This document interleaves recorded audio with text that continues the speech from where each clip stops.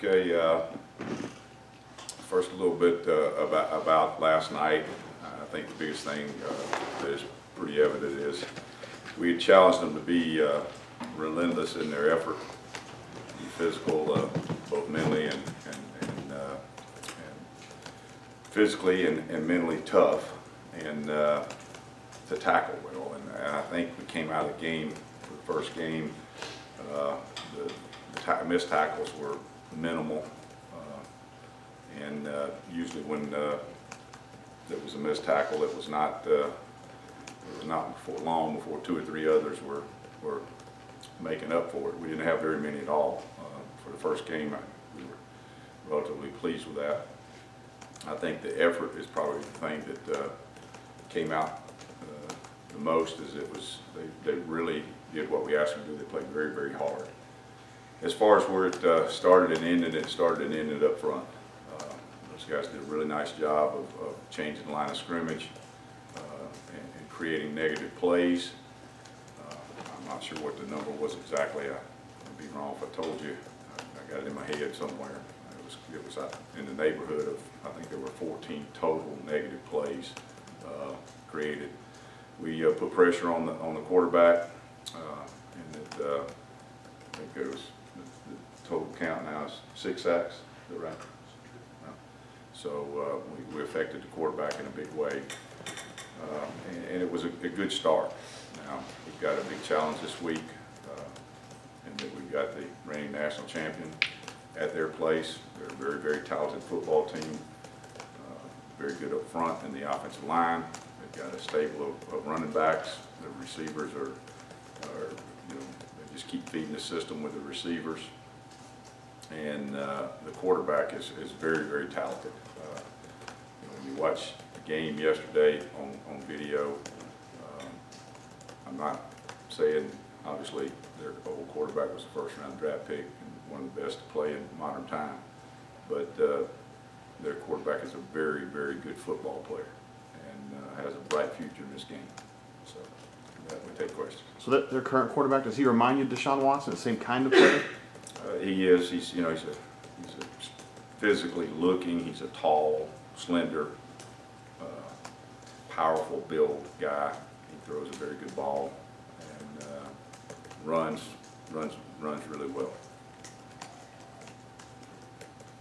How much of a challenge is it for your secondary to go from a game like this opener, where obviously they're not throwing the ball as much, to Clemson, where obviously they could do a lot more in the passing game? Yeah. Well, I think we're just coming out of fall camp, so we were going against our offense every day of last week's practice because we normally do that. We have certain periods where we go against scout team, and we have certain periods where we go against our offense. So it's not like we put it all on the shelf and became, totally rusty in everything we did in fall camp. We didn't do that. And so we've had time on task with that against our offense, so it's not that big an issue, although there were a large number of reps taken playing the triple option. Coach, how did Nick Code do his first college game? And Nick played very well. Nick, he affected the game. He changed the line of scrimmage, rushed the passer. Heck, on one play, he took the dive, quarterback and pitch, and tackled him for a 4-yard loss. So he did pretty well. Jeff Holland's a guy we've heard a lot about. Was that the most aggressive you've seen Jeff in the last couple of years?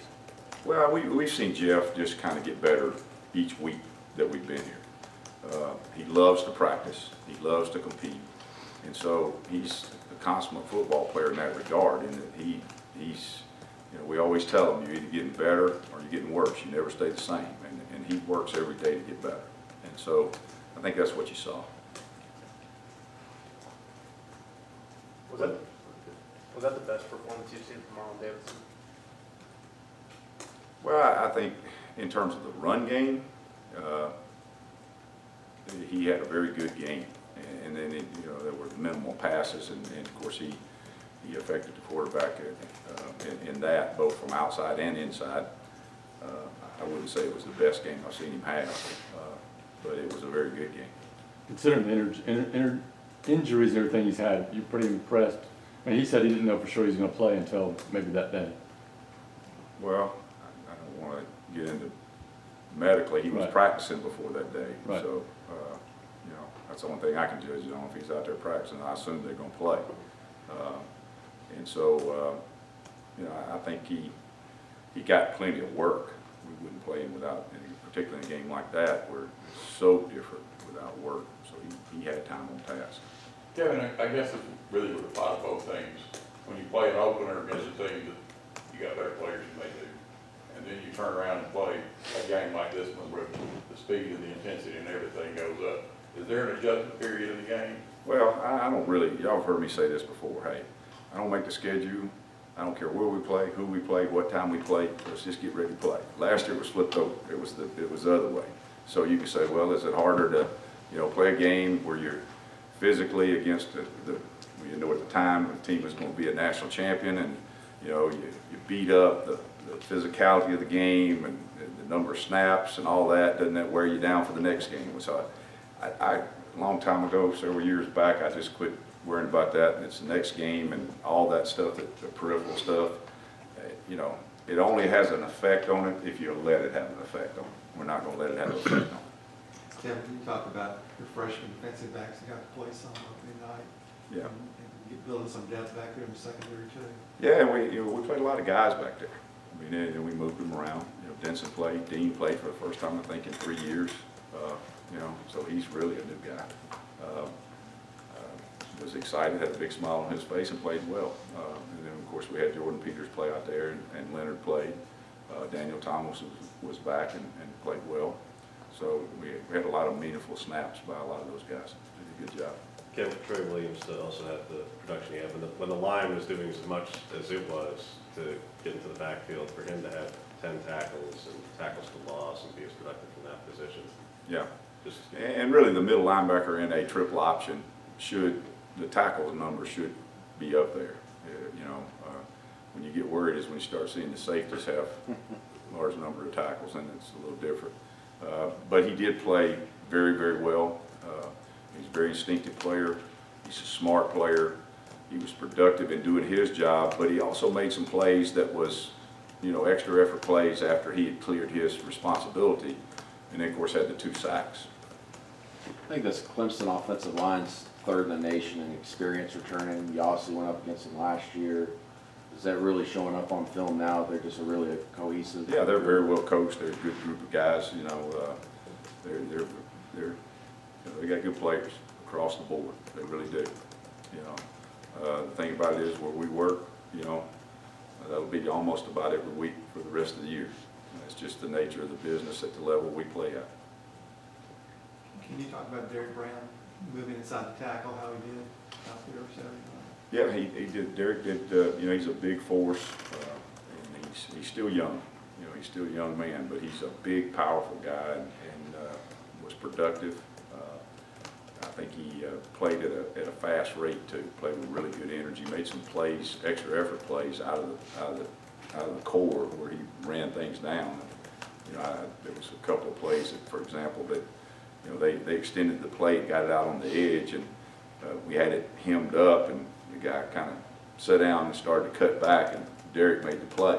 You know, I don't know what it would be like to be running on the edge and think, okay, I'm gonna cut back in the alley here and turn around, and there's a 330-pound Mack truck running right at you. It's probably a little bit of a shock. Kevin, the defense really set the tone even last season early on, the first several games. I know this is only one game, it's a small sample, but with the end of last season being a bit of a disappointment with the way the second halves were in the Iron Bowl and in the Sugar Bowl, what is it about the preparation for this defense that last year, right out of the box, you guys set the tone early on when the offense is struggling? This year, this game was an all-time performance with all the preparation you had to put in. Right out of the gate, to hold somebody to 78 yards, the preparation that went into it. What is it about the mentality that you and your staff bring to this defense to get Well, you know, the credit goes to the players because they play the game. And they respond to what we ask them to do. I think the thing that they bought into is the process of you go to work every day and you put time and task on the things that matter. And it's great effort, great tackling, understanding the concepts, communication, those kind of things, the technique things, and you don't get tired of doing the right things the right way. And they bought into that through good leadership. I think the thing that probably takes it to another level is they bought into the fact of the effort part of it, and that we're going to play at a high rate with great effort, and we're just not going to tolerate what we call lows. We're not going to tolerate it, and the leadership has bought into it. I think they've really bought into the process of next play. In practice, it's the next play. Play the next play at a higher level than you played the one before, with better technique, better focus, and improve. And then at the end of the day, assess it and be better the next day. You know, we just keep doing things the same way and keep preaching the same thing, and they've bought into it. Our leadership has bought into it. And so I think that's where it comes from. They're not affected by the things outside. And when I say outside, I mean outside of the defensive meeting room, outside of the defensive practice field. They're really conscientious about focusing on what's in front of them at that moment, and not be distracted by things that they have no control over. And that's part of the process of teaching them, because there's going to be adversity in games. There's going to be adversities in every facet of the game. And really, you don't have control of that. The only thing you have control of is your job, your technique, your responsibility on that play, and then line up and do it again. And so, you know, each play has a life of its own. When it's over, it's dead. We'll assess that and review it later. Don't let it affect you emotionally. Don't let it affect your focus. Just be ready to play the next play better than the play you played before. And it really probably comes to leadership more than anything else. And it's become a habit. It's become who they are. They expect it from each other. They're hard on each other about it. When somebody's dragging around and not carrying it, that process to the max, they're pretty demanding of each other out there. We as coaches have got it, fortunately, knock on wood, that we don't have to say too much to them about that on the practice field. Now, we're in the meeting room, we're constantly reminding them, but on the practice field, they self-coach a lot. You obviously have coached at Clemson. What kind of environment do you think your defense, and for that matter the team, will be walking into Saturday night? A typical SEC environment. Baton Rouge, Tuscaloosa, Fayetteville. You know, it's a hard place to play. Very energetic, loud crowd, a lot of people. Again, they have to replace a lot of skilled position guys from last year, not just Deshaun, but a receiver, a running back. But Deion Kane was a receiver they had before, and Right. not going to knock Kent State's secondary too much, but I think you guys will be a little bit more physical than what you faced yesterday. What have you seen from what that young man can do? Well, I think he's a lot. He's kind of taken the role of Mike Williams last year, and you know, he's a physical, powerful guy that can run fast, and so you know, he's a very, very good football player. Anything else? Kevin, after all these years, do you have a different feeling when it's a big game week like this? No, and don't allow the players to. You do not understand how much we hit on this nail. Doesn't matter who we play, what time we play, or where we play. It's about us. It's about us. It has nothing to do with where we play, what time we play, who this kid is. You get into that, you're gonna ride a roller coaster. So we don't allow it, and we hammer it home. How much of your